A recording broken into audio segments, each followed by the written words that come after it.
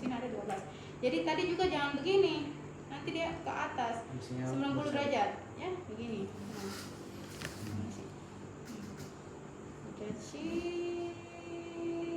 Ya, biasanya cairannya sudah sampai di sini ada nih. Kalau ada cairannya cek gitu toh.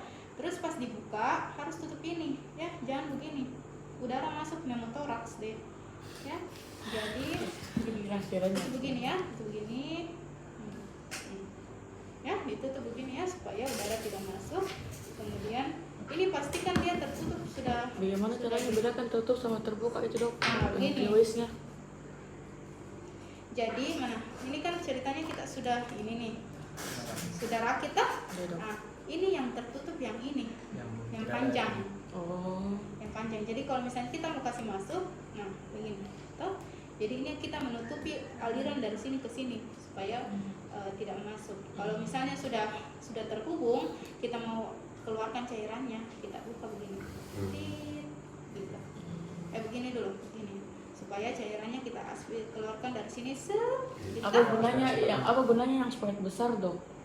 Untuk ini, untuk memompa. Jadi yang pertama kita ambil sampel dulu. Kemudian yang kedua kita aspirasi, baru kita kasih dorong lagi cairannya supaya dia masuk ke belakang, supaya dia mengalir ke pembuangan, begitu. Jadi tidak bisa kita begini saja, nanti dia nggak keluar. Jadi kita harus dibuang maksudnya. Ditampung. Maksudnya pembuangan itu maksudnya tampung, bukan dibuang. Pembuangan misalnya kan kayak botol toh, di botol sudah terini. Jadi tidak bisa bikin cairannya tidak keluar. Jadi harus kita tarik manual, ya. Kita tarik manual. Nah, baru kita tutup di ini, baru kita dorong begini supaya cairannya keluar ke sini. Begitu. Cairannya masuk dulu ke spoitnya baru keluar dulu. Iya. Jadi, setelah itu kita tutup lagi ininya. Jadi cairannya tidak keluar ke situ, dari sini alirannya, dari sini kita tarik. Oh, berarti nggak otomatis keluar gitu, Dok. Kita harus kayak memang bisa sebenarnya, cuman lama baru resiko udara dari ini jadi kita harus secara manual saja.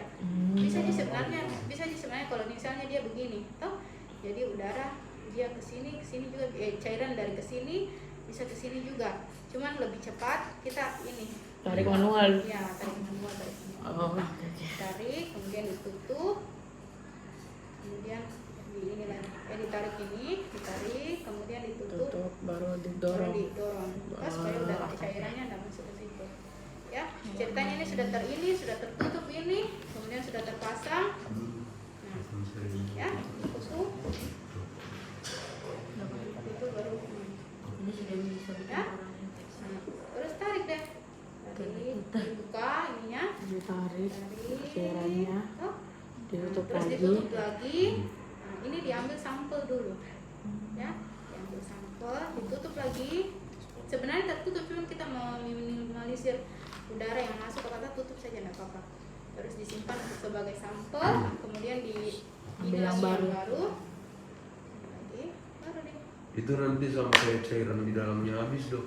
Biasanya jangan sampai habis. Biasanya kalau misalnya pasien-pasien yang sudah perfusi pleura masif itu kita pasti dia kasih tanda batuk atau rasa sakit. Nah, itu sudah stop. Karena kalau misalnya terlalu banyak cairan yang dikeluarkan bisa terjadi reekspansi.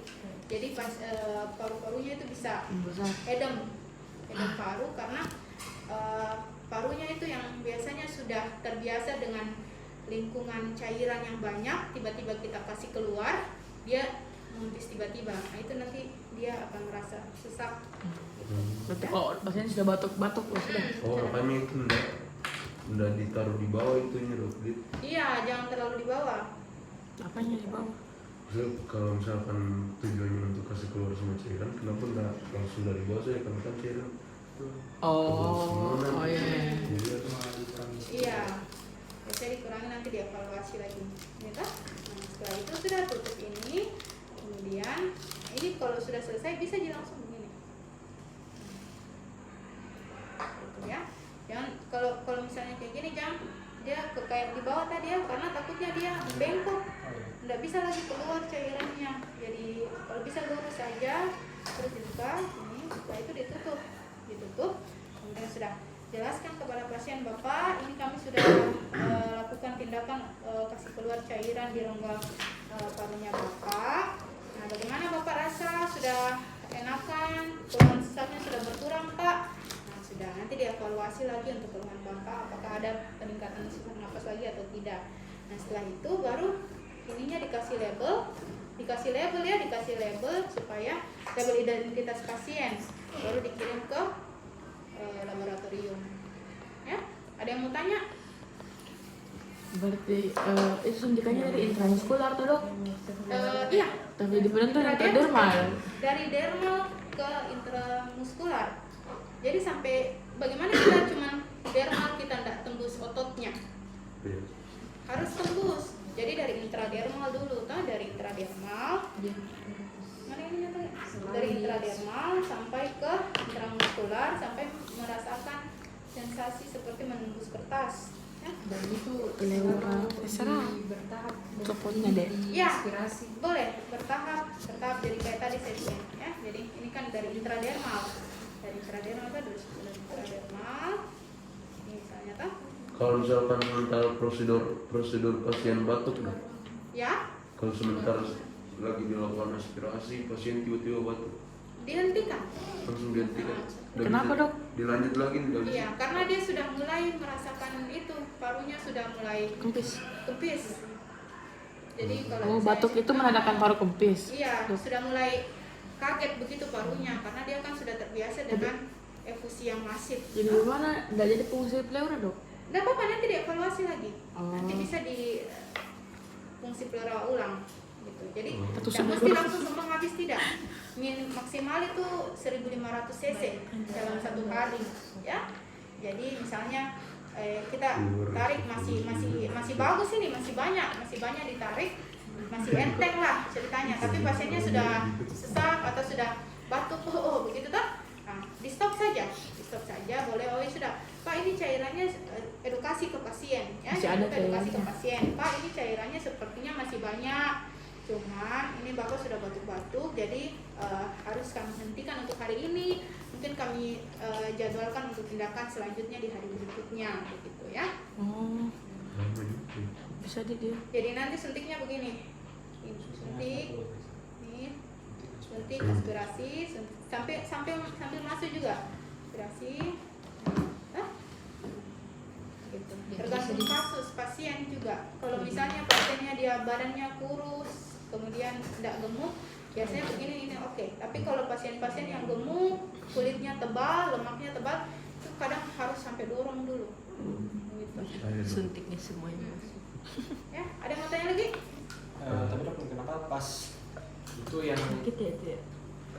kan ini kan tadi dia Coba bilang Kadang sebelum jadi anestesi tadi masuk dulu jarum. Iya, ini dan full. Tapi kayak anu sih, kayak vaksin.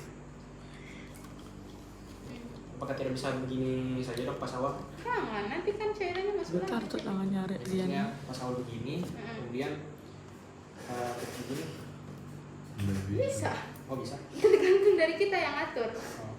Kita yang atur, yang penting kita tahu tutupnya yang mana. Tutup yang Nah, panjang tah? Tidak apa-apa mau begini, Yang kamu benar, begini, itu begini. yang Yang benar penting lagi. kita tahu mana yang mau diambil, mana yang mau ditutup. Oh.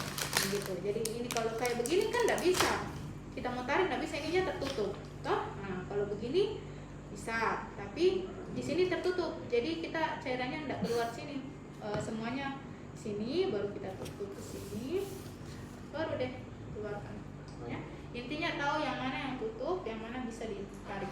Itu kan efusi nggak bisa keluar sendiri, nggak, maksudnya hilang sendiri kan setelah terfungsi masih ada tuh.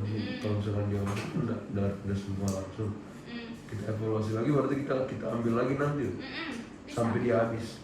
Nggak sampai habis. Normalnya itu kan pleura itu ada cairan, Iya. ya, cairan di antara pleura visceral sama pleura parietal. Toh, kalau pleura visceral itu kan dia yang melengket dengan paru, sedangkan pleura parietal dia yang melengket dengan dinding dada. Nah, di antara pleura visceral dan pleura parietal itu memang ada cairan sekitar 10 sampai 20 cc. Nah, itu fungsinya untuk apa? Saat paru mengembang mengempis, dia tidak terjadi friction, tidak terjadi Pelicin. ya pelumas istilahnya ya. Jadi pada saat kondisi tertentu, misalnya infeksi, malignansi, produksinya bisa produksi terus bertambah karena patofisiologi tadi, ya. Jadi kalau misalnya bisa nggak kita kasih keluar semua? Bisa kita kasih keluar semua, kecuali yang masif, yang masif. Tapi yang minimal biasanya tidak, Ji, karena penyebabnya yang harus diatasi, begitu. Misalnya karena infeksi, pneumonia, kita kasih antibiotik, nah itu biasanya turun sendiri ininya, pneumonia. Berarti fungsi visceral ini fungsi ya itu diambil saat masif dokter. Berarti kalau yang minimal enggak dipakai juga Masif dan bisa memungkinkan untuk diambil. Jadi bukan hanya pikiran enggak masif ini. Kalau masif, pengertian masif itu apa? besar, banyak. Banyak ya, jadi dia lebih dari 2/3 hemitoraks. Jadi lebih dari 2/3, jadi 1/3 lebih dari sini, itu dikatakan masif. Tapi pun kalau misalnya tidak masif dan memungkinkan untuk harus diambil. Kalau minimal itu kecuali dia menyebabkan sudut kostoprenikus tumpul itu, tapi dia tidak ada kayak garis meniskusainnya. Meniskusainnya tidak ada. Tahu juga meniskusainnya? Batas tegas. Nggak, yang itu. Yang mana Ya, meniskus? kayak begini. Ada juga. Apa?